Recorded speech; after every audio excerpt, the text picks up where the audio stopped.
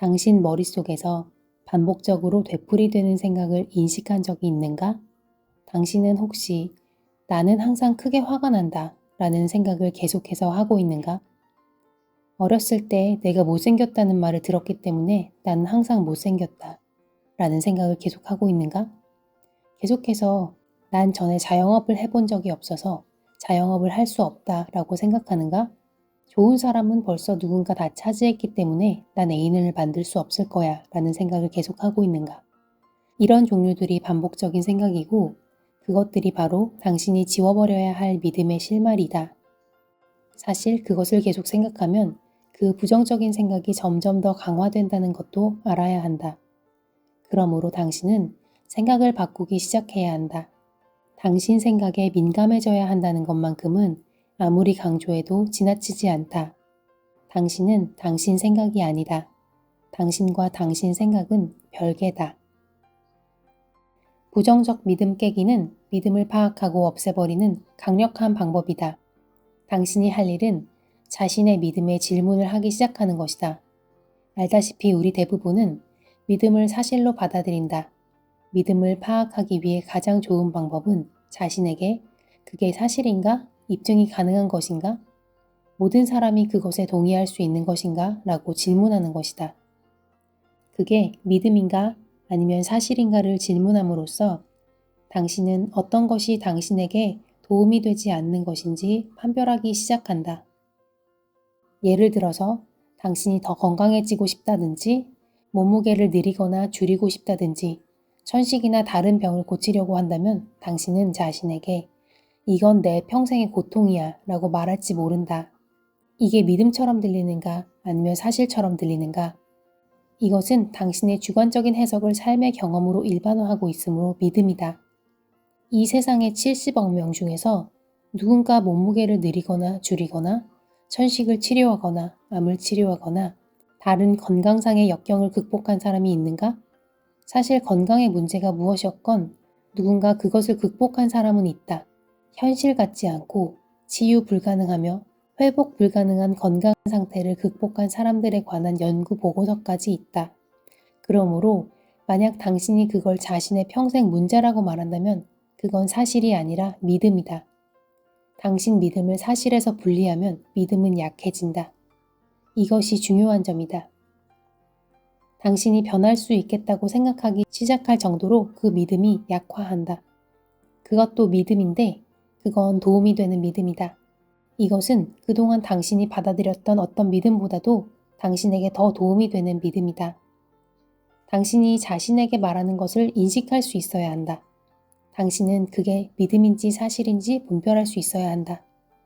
어떤 잣대를 대서 측정 가능한 것이 사실이다. 사람들을 한 방에 모아놓고 그들이 동의하는지 밝히라고 해서 그 방에 500명이 있었는데 500명 모두가 동의한다면 그것은 사실이기 쉽다. 하지만 대개 당신이 자신에게 말하는 것은 믿음이다. 당신이 가능하다고 생각하는 것에 관한 믿음, 자신에 관한 믿음, 약점, 강점, 그리고 삶을 개조하기 위해 자신의 무엇을 변화시킬 수 있을지에 관한 믿음 등이다. 당신은 그것들이 믿음이라는 것을 깨달아야 한다. 그리고 그게 믿음이라면 그것을 바꿀 수 있다. 당신은 생각의 주의를 기울임으로써 믿음을 제대로 찾아내고 그것을 제거해야 한다. 당신이 무엇을 성취할 것을 의도하는지 결정하라. 당신은 무엇을 갖거나 하거나 되고 싶은가? 이제 그걸 적어라. 기록하는 것은 언제나 권장되는 좋은 방법으로서 이를 통해 의도가 더 명확해질 수 있다.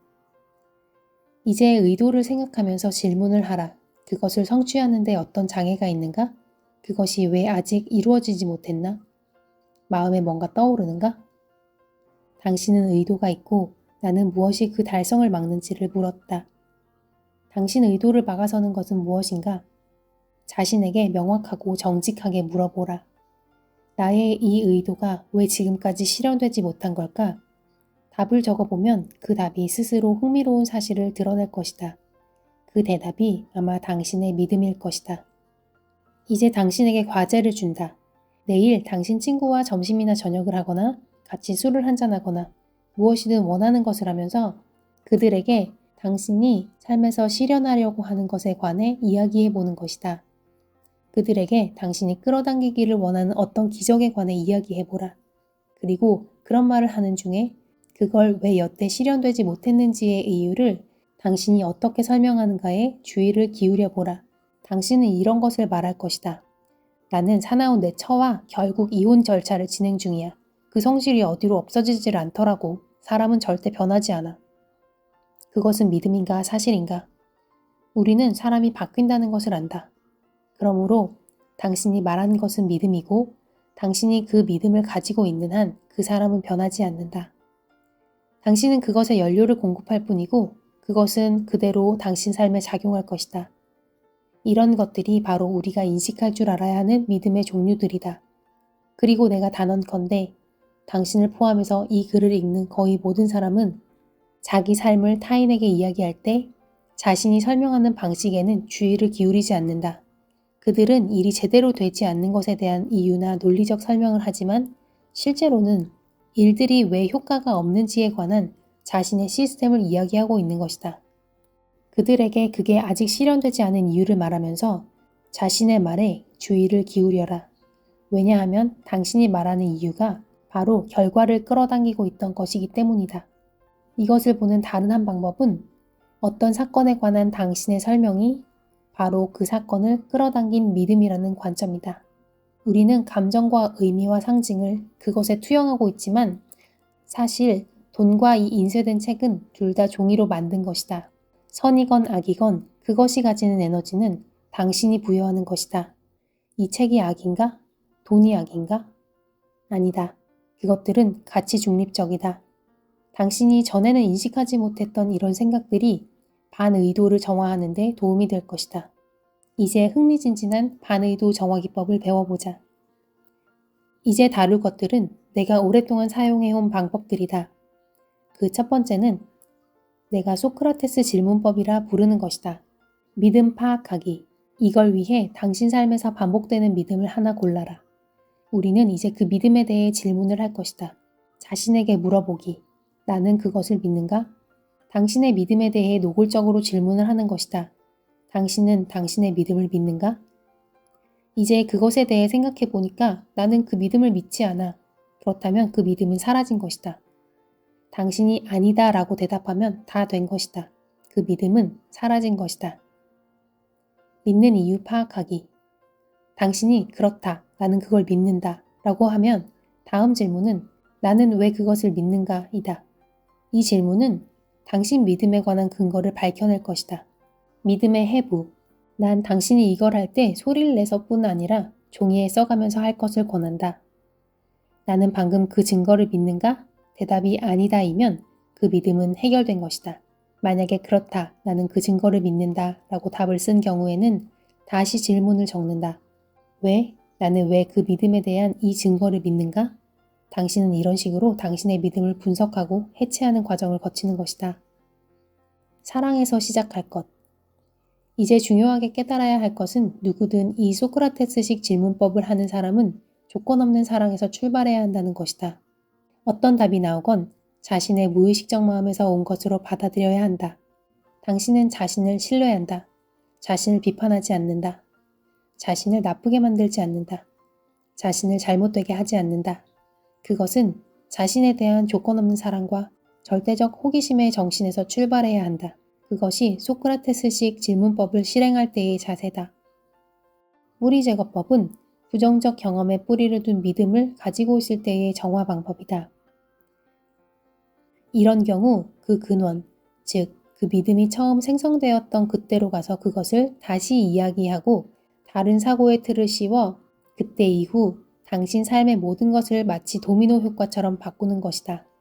그것은 이렇게 작동한다. 당신 능력이 닿는 대로 당신의 마음을 활용해서 그 경험을 처음 했던 때로 돌아간다. 그 처음 경험으로 갔을 때 그것을 다시 체험하고 변화시킴으로써 당신의 믿음을 변화시키고 자신도 영구히 변화시킬 수 있다. 우리는 성장기에 주변 사람들에 의해 프로그램되었다. 그들이 우리를 세뇌하려고 의도적으로 그런 것은 아니다. 우리 부모가 그때는 아직 깨어남을 얻지 못했었을 것이다. 나의 부모도 그랬다. 그들은 세상이 어떻게 돌아간다는 것에 대한 자신의 믿음을 5~6살 된 어린 두뇌에 주입하여 그것들이 당신의 성격으로 내장되게 했다. 그것은 이 순간이 될 때까지 계속 당신 인생 속에 그대로 있었다. 이제 당신은 그 모든 것을 변화시킬 수 있으므로 이 순간은 당신 삶의 전환점이다. 뿌리 제거법을 위해 내가 사람들에게 하라고 하는 것은 당신이 그 믿음을 처음 들은 가장 어린 시절을 기억해내는 것이다. 얼마나 먼 과거로 갈 수 있는가? 당신이 그 믿음에 관해 처음 들은 또는 가장 오랜 과거에 들은 기억은 무엇인가? 당신은 기억이 주는 것을 비평 없이 받아들여야 한다. 옳거나 그르거나 관련 없거나를 논할 것은 아니다. 이것은 그저 떠오른 기억일 뿐이며 현 시점에서는 이 프로세스를 위해 그것 그대로 완벽하다. 이제 당신 마음속에서 그때를 다시 살아보라. 그 일이 마음속에서 벌어지는 것을 보라. 잠깐 눈을 감고 5살 또는 6살 또는 12살 아니면 몇 살이든 그 순간을 다시 살아본다는 상상을 해보라. 그 장면을 상연해보라. 이제 잠깐 정지하고 그 당시에 당신에게 몇 살이냐고 물어보라. 당신은 5살, 10살이거나 12살 등등 일 수 있을 것이다. 그 다음에 자신에게 그 당시에 당신이 믿음이나 인생이나 자기 자신에 대해 어떤 인식을 하고 있었는지 물어보라. 아마 거의 인식이 없었을 것이다. 당신은 아직 어렸고 듣는 것에 대해 어떤 판단을 할 정도로 의식이 충분히 발달하지 못했다. 그래서 당신은 5살이나 10살이나 12살 아이의 경험을 기초로 삶은 그렇게 작동한다고 결론을 내렸다. 다음으로 우리가 질문할 것은 그 일이 그 외에 다른 어떤 것을 의미할 수도 있었을까이다. 이걸 좀 더 생각해보자. 못생겼다는 말을 들었던 질문자의 경우에 그녀가 부모에게 들었던 그 말에도 불구하고 어쩌면 질문자의 부모는 그게 그저 농담이었을지도 모른다. 어쩌면 그건 부모들 자신의 믿음 시스템과 그들 자신에 대한 실망 때문이었을 뿐 이 질문자와 관련이 없었을지 모른다. 그런 근본 원인에 대해서만 잠시 생각해보라.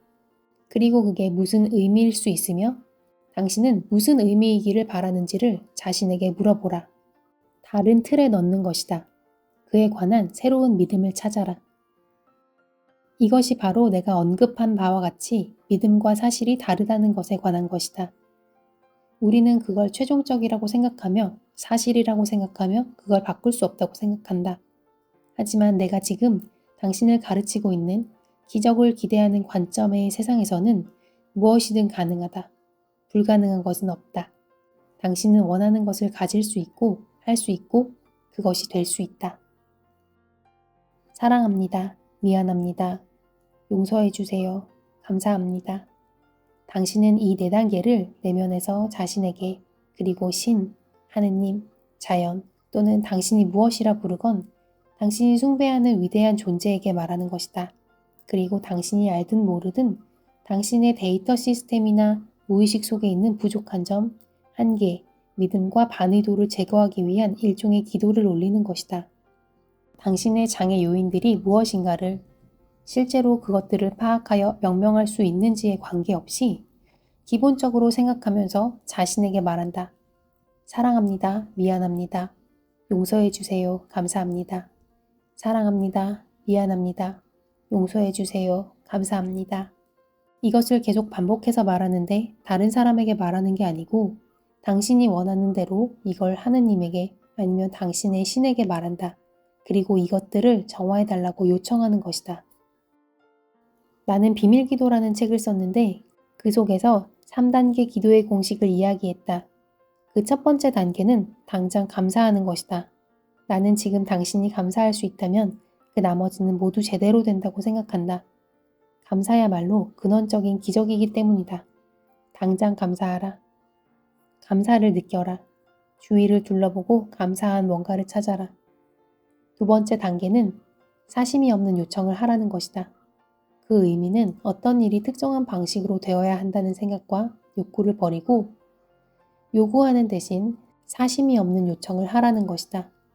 예를 들어서 이 처음 2단계는 다음과 같다. 저는 저의 삶에 정말 감사합니다. 내가 무엇을 이룰 수 있다면 정말 멋질 것입니다. 세 번째 단계는 영감 있는 행동을 취하는 것인데 당신에게 어떤 것에 대한 아이디어가 떠올랐거나 당신 앞에 기회가 생겼다면 그게 바로 영감이므로 바로 그 행동을 취하라. 그것을 당신 기도 요청을 충족시키려는 우주의 신호로 여기고 붙잡으라. 요약하면 비밀 기도 프로세스는 감사하기, 사심이 없는 요청하기, 그리고 영감 있는 행동이다. 이것들을 모두 다 실행할 필요는 없고 그 중에서 당신에게 정말 효과 있을 것으로 생각되는 몇 가지를 골라서 해보라.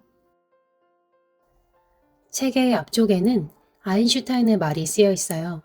인생을 사는 방법은 단 두 가지밖에 없다.